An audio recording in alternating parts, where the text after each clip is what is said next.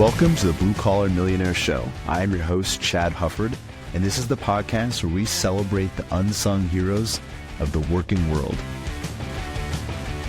Each week, we dive into the incredible stories of honest, hardworking folks who have found financial success through grit, determination, and good old-fashioned elbow grease. So if you're ready to be inspired and learn how to turn your hard work into your own success story, you're in the right place. This is the Blue Collar Millionaire Show.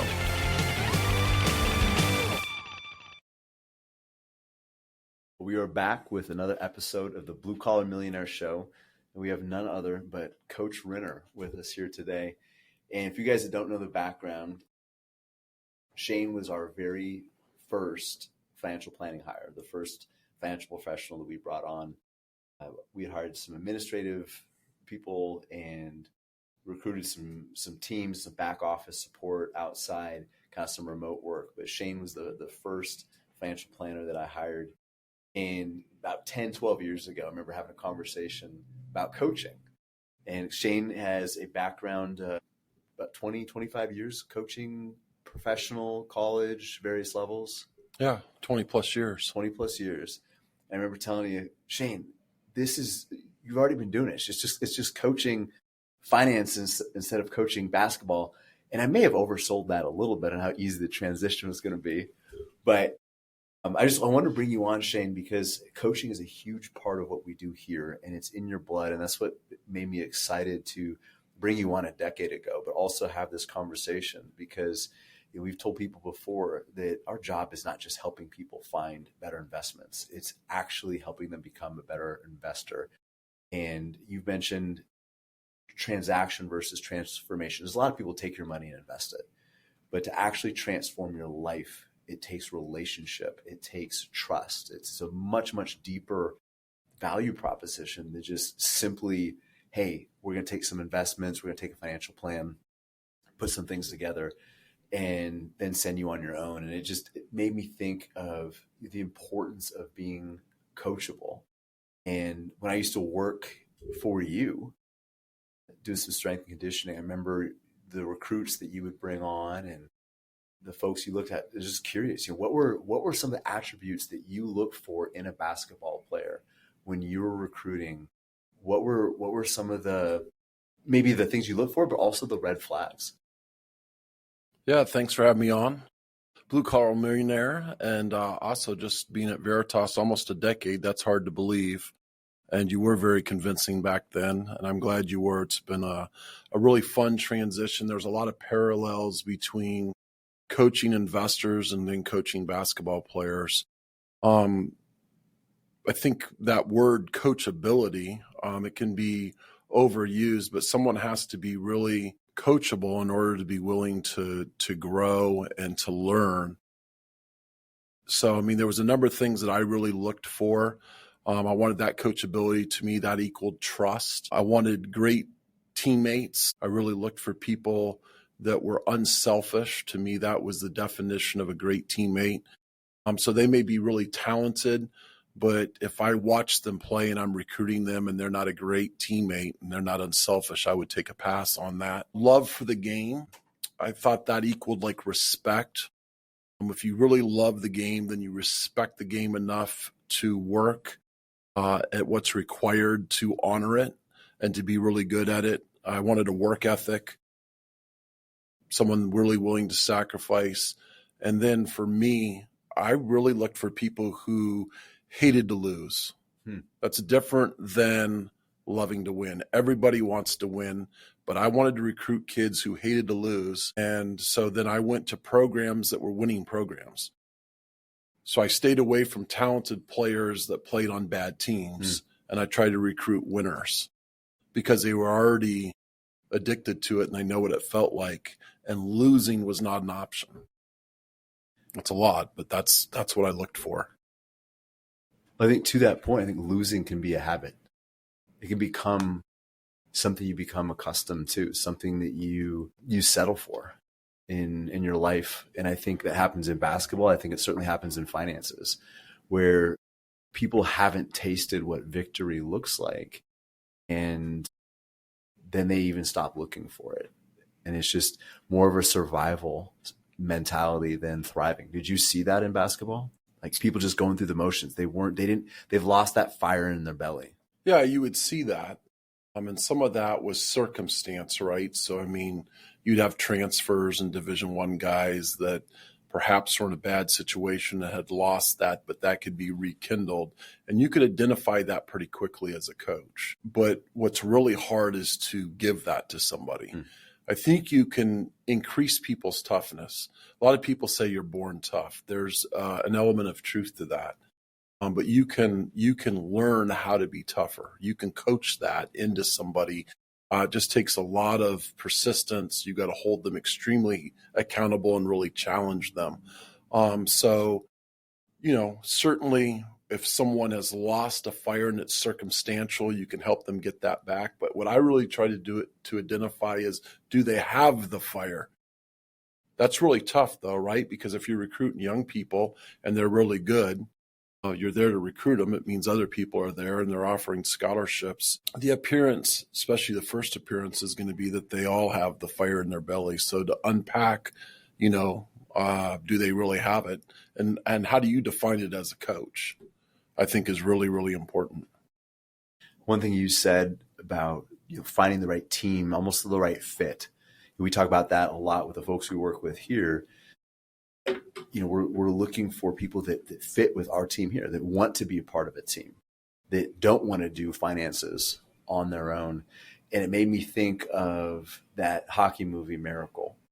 And I can't remember even the names of the coaches. 1980 Olympic team. They're standing over the balcony, look at the skaters, and they're talking about these players that I'd never heard of before because I don't know hockey. I've only lived in Alaska for 40 years. But one coach says to the other, don't you think this person would be better than that person, da, da, da, da. And the main character kind of shakes his head and he says, we're not looking for the best players. We're looking for the right ones. And I think it goes back to that idea of fit, the right mentality, the lack of selfishness. And when you were recruiting, gosh, Shane, when you were recruiting up here, you were trying to get Southern California boys come play in the winter in Alaska. Like there was definitely a lot of things stacked against you. We weren't necessarily able to recruit all the best players, but you did a great job of getting the right people together and instilling the sense of a team. And you mentioned toughness just briefly, but I know that's something that was really important to you. It's something that when I was with the Seawolves, that you stressed a lot. How important is toughness to you when you were recruiting players? Yeah, it'd be one of the top things that I would really look for. I think there's two different types of kind of toughness. One is like a mindset and one is a physicality. So a tough mindset is someone who understands how to set goals and to create a vision within themselves and be self-motivated. That's a big piece of a mental mindset. And then even the words that you're saying to yourself, and it relates to investing, you have to talk the self-talk correctly if you want to have a good mindset. I had a player, Evan Madison. I remember he played for me at Texas A&M, and he did something really unique. He taught me a real lesson. I had been on him his junior year about not being a great rebounder, and at 6'11", you should be a great rebounder. So he really took that to heart, and what he did in the summer between his junior and senior year was this mental piece of, he recorded on his phone, I am a beast rebounder. I will go every time, no one goes harder, which means I will average at least 10.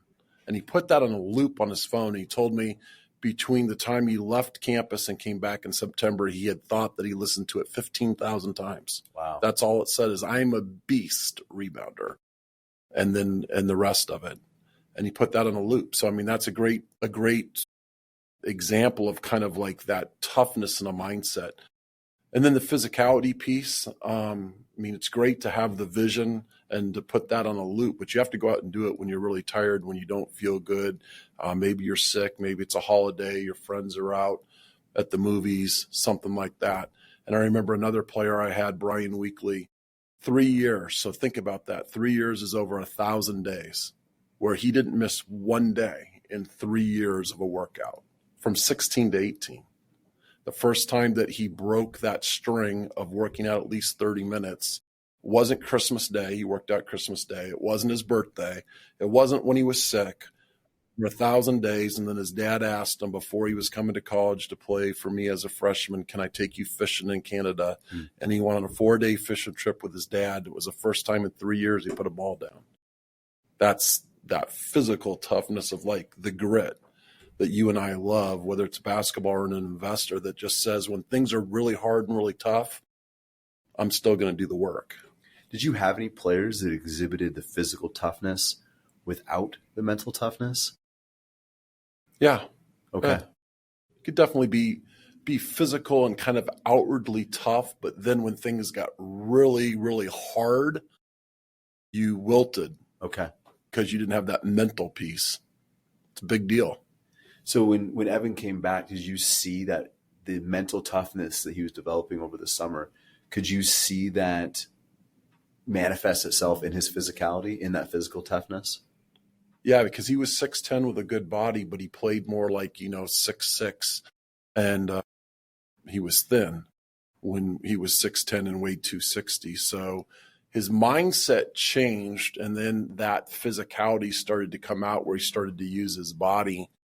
He started to believe that he could be a great rebounder, and then he went out and started to prove to himself and the rest of the group that he could.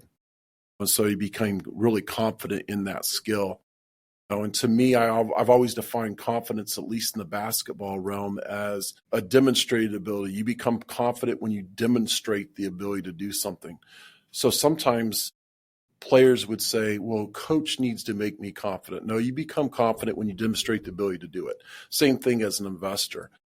As a financial coach, we can give you a lot of tools and give you things that can really be helpful, provide some confidence that, yes, this is possible. But you become confident in working a budget and in saving and investing when you actually go demonstrate the ability to make sacrifices, to sit down with your spouse and create a budget, to not go on a vacation on a credit card, whatever those things are. That demonstrated ability is such a huge thing in confidence. It's proving to yourself that you have what it takes. Mm-hmm. I think a lot of people at the end of the day are wondering, do I really have what it takes when, like you said, when the chips are down, when life isn't going the right way, will I crumble? And I was just talking with somebody about that the other day, and talking about the confidence that comes through having weathered some really severe market storms. And it doesn't make it necessarily easier, but it's that confidence of, you have a visible reminder or a tangible reminder that yeah, I was able to do that. I was able to hang in there. So like, what is toughness and grit? What does that look like for an investor? Why is that important in the world of investing? Obviously it looks different than some of the workouts that you put players through. Maybe the physicality piece isn't there, but for the mindset, why is it important for investors to have that grit and that toughness? Well, I think just like a basketball player, as an investor, life is unpredictable. So things come your way that you don't have control in. That can look like a recession. It could look like a loss of a job. It could look like a presidential cycle like we're in now. And you can create a lot of excuses, or you can just decide that the unpredictability is going to be there, but you're going to put together a roadmap, if you will, of this is where I am, this is where I want to be, here's how I get there, and not be detoured by a lot of the noise, the outside noise that, quite honestly, a lot of your friends are going to be. Mm-hmm. And so that toughness factor of being able to just put one step in front of the other and stay the course, not be detoured, not listening to the noise. When you get knocked down, I mean, there's going to be some things that happen as an investor, whether it's the recession or a loss of a job or the other things, that you have to just be able to say, hey, I trust myself. I trust Chad, Shane, who I'm working with, and I'm going to stay the course and show a little grit when it's really hard. I think that we hear a lot of times something along the lines of, I'll invest when whatever the current news cycle, whatever the current apocalypse du jour is, when this settles down, when the election's over, or I'll start my financial plan when I get this promotion. There's always something in the future. And I think it just comes down to, there's never an easy time to start doing hard things. And kind of to your point though about basketball, like whether it's playing through an injury or playing through an illness, or you work with college players. They had full-time classes. Some of them had some really, I remember a couple of the players that were up here, some really significant family stuff going on, like all that stuff. They still had to focus on the court. And I think for investors, there's always going to be distractions. Being able to block that out, keep some of those things at arm's length, and not allow the noise of the world to infiltrate their game plan, their financial roadmap. Shane, you've been here a long time. We've seen a lot. We've seen people go through some individual storms, very personal things. We've seen people go through more widespread catastrophes, COVID, things like that. What are some of the tough times that you've walked people through? Yeah, I think that's one of the things I love most about what we do here, and such a great privilege in life, is to actually build a relationship that someone trusts you enough that when things do go wrong, or maybe there's a detour, or maybe it's death, that they trust you enough to really sit and share with you. So, I mean, probably the toughest thing is when a spouse or a son or a daughter, I've had both, pass away. And, there's that deep sorrow that requires the empathy and just really trying to connect with them in their moment, but also trying to bring some clarity, especially, one of my clients whose husband passed away unexpectedly, and just trying to really help her understand in her grief that she's going to be okay financially, but really try to help be out in front of some of the things that happen or are required of her to handle on that backside, and just to be there, to be to link arms and to be a partner with her, and to help her in one of her greatest needs. So, I mean, that's been real tough. There's been other things. I mean, a lot of this is geared towards, like, quote, retirement or a work optional lifestyle, but that can be really hard on people. You and I talk a lot with people about retiring to something, not just from something. And so they've worked really hard, and there's this anticipation of retirement, but they can get in that moment right beforehand or 3 or 4 months into it, and maybe they don't have the purpose that they wish they had. And life feels a little stale for them, and they come to you and be like, what's next? We try to avoid that on the upfront, but it's inevitable that sometimes that's going to happen in terms of people stepping out of their normal and getting to where we tried to help them go, but also continue to navigate that for them. It doesn't stop then. People don't retire and, oh, you have enough money. Hey, we did our job.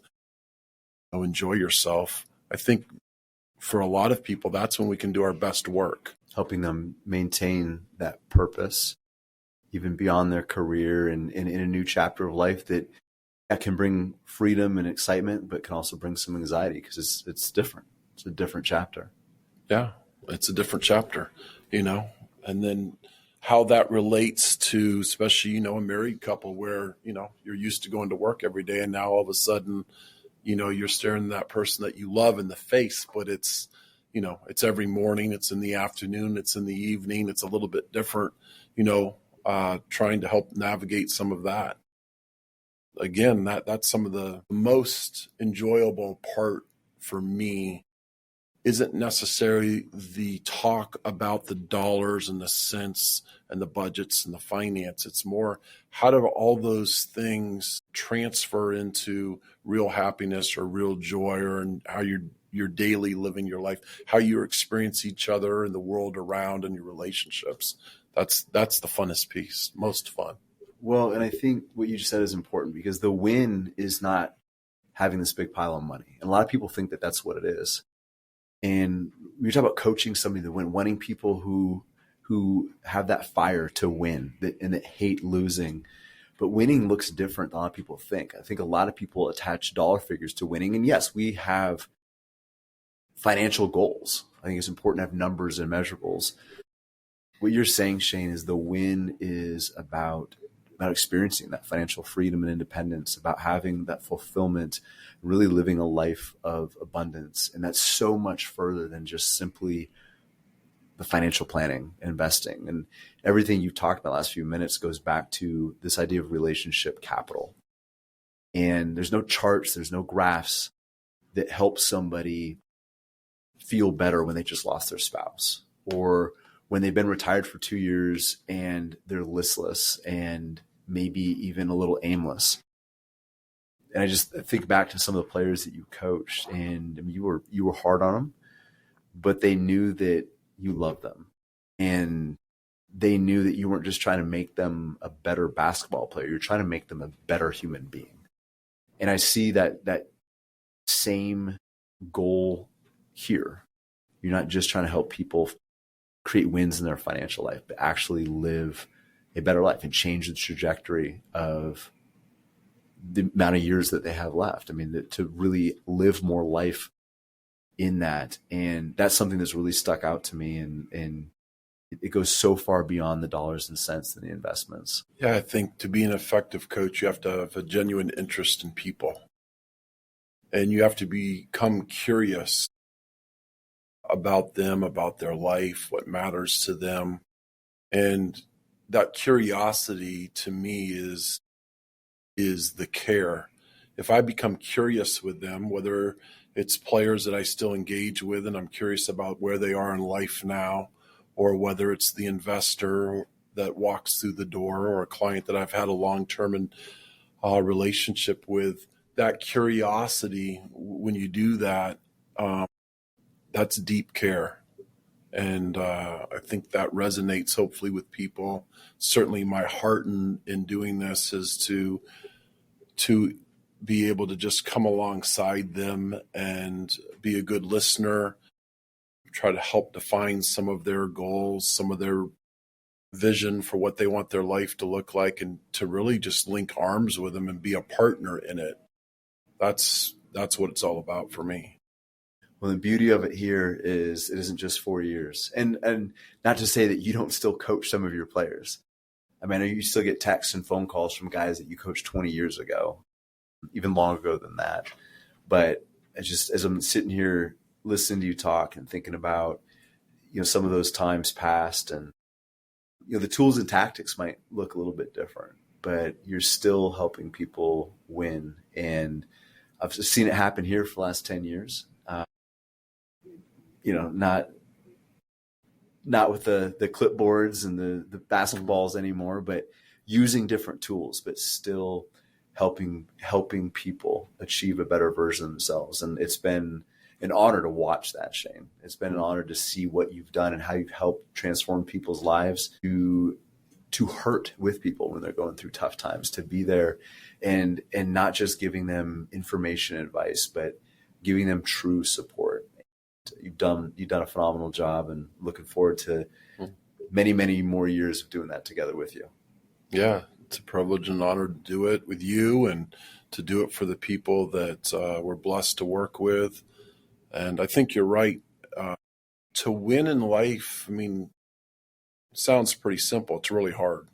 And I think that we live in a society where people don't understand how, and they've never been shown what it looks like to win.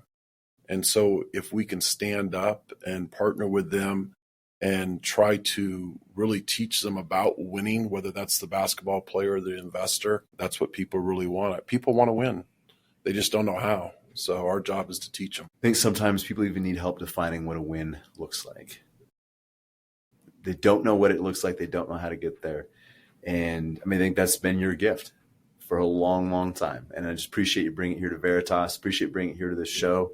Shane, and thank you so much for sharing your story. And we'll continue to play out this story one page at a time. So thank you. Cool. Thanks. Thanks for listening to the Blue Collar Millionaire Show. We hope this episode has been inspiring and beneficial to you. If you want help on your journey to financial freedom, reach out to us at veritasalaska.com.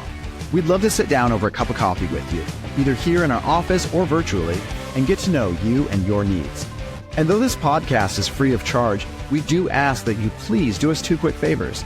If you enjoyed the episode, give our pod a great rating on iTunes or whatever podcast platform you use, and also give us a follow on Instagram.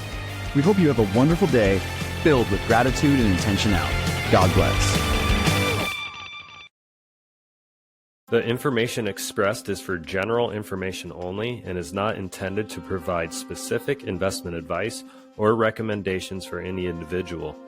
It is suggested that you consult your financial professional, attorney, or tax advisor with regard to your individual situation.